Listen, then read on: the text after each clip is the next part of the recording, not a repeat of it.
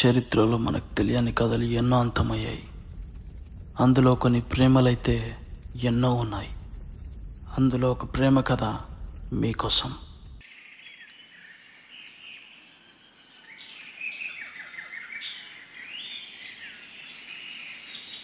పాత బిల్లింగ్ మస్తుందిరా. అరే మస్తుంది మామ. ఏమైందా నా దిగుదామా ఫోటోలు? నడుమాల బాగానే ఉందిగా. వేకర్ తాతుండు అడిగాను ఒకసారి. తాత జర మేము ఫోటోలు దిగడానికి వచ్చినాము, అందులో దిగొచ్చా? దిగితే దిగండి బిడ్డ, కానీ అందులో ఏం ముట్టుకోకండి బిడ్డ. అరే మరి వెళ్ళిపోం దారా. ఎందుకు దిగేద్దాం, నడు. అరే ఎందుకు మామ? నడు నడు దిగేద్దాం దా, అయిపోతుంది దా, నడు చల్.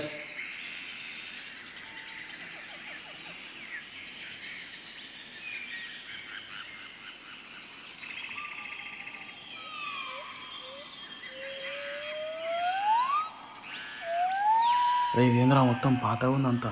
అరే ఇది పాడుపడ్డ బంగ్లాలాగా ఉందిరా. మనకు అవసరం అరేంలా ఫోటో షూట్. ఏం కాదు దిగుదాం, నడువురా. అరే ఇది కూడా అంతా బూజు ఎట్లుంది.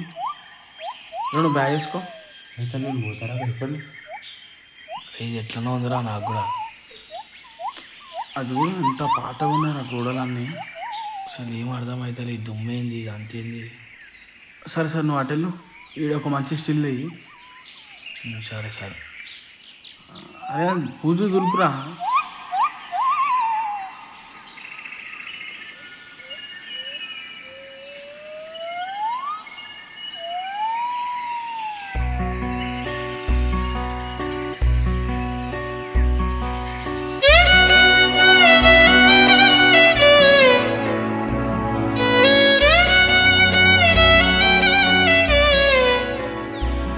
రేయ్ ఏం చూస్తున్నావురా?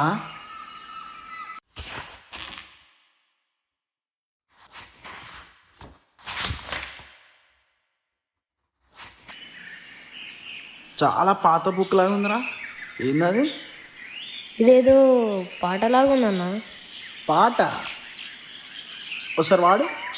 నాకు తెలుసు నన్ను ప్రేమిస్తలేవని, నా గుండెకు తెలుసు నువ్వు వికరావని, సరదాకైనా ఓసారి చెప్పరాదే నిన్ను ప్రేమిస్తున్నానని. నీ గాజుల సప్పుడు ఇంటే జాలే, పానమెల్లి మళ్ళీ వస్తది ఓసారి. నువ్వు ప్రేమిస్తే జాలే, ఉన్న లోకమంతా నువ్వు అనుకుంటానే. నాకు తెలుసు నన్ను ప్రేమిస్తలేవని, నా గుండెకు తెలుసు నువ్వు వికరావని.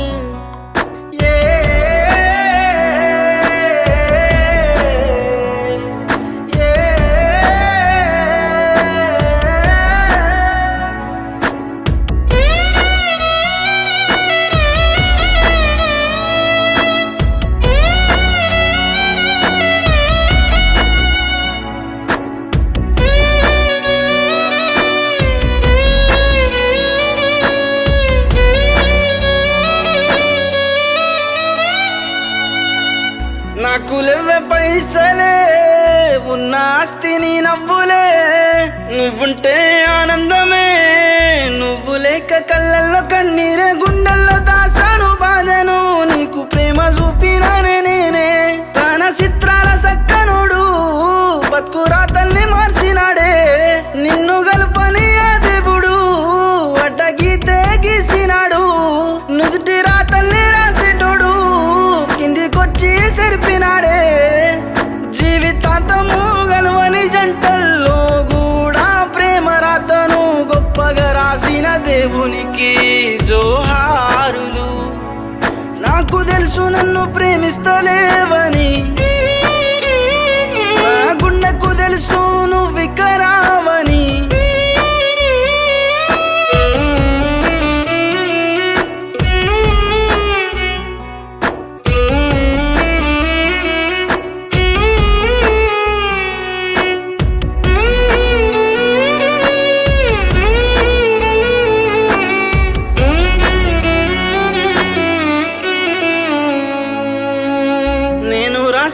లేఖలే చేరుతాయని దరికి, గుండెల్లో నా బాధను తీసి రాస్తున్న ఈ కలముతో ప్రేమగా చూసి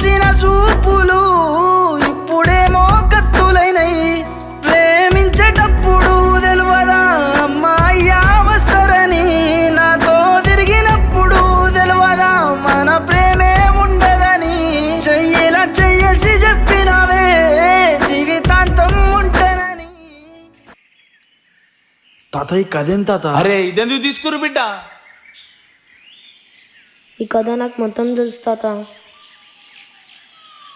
వాళ్ళందరూ చచ్చిపోయారా? ఒక్కరు కూడా లేరు బిడ్డ, అందరు చచ్చిపోయారు. అంతమే లేదే నీ ప్రేమకు, నువ్వు అంతమైపోయినా నీ ప్రేమ గుర్తుకుంటది. నీ ప్రేమ ఎంతో సానా గొప్పది. నువ్వు ఏడున్న నీ ప్రేమ కలకాలం ఉంటది.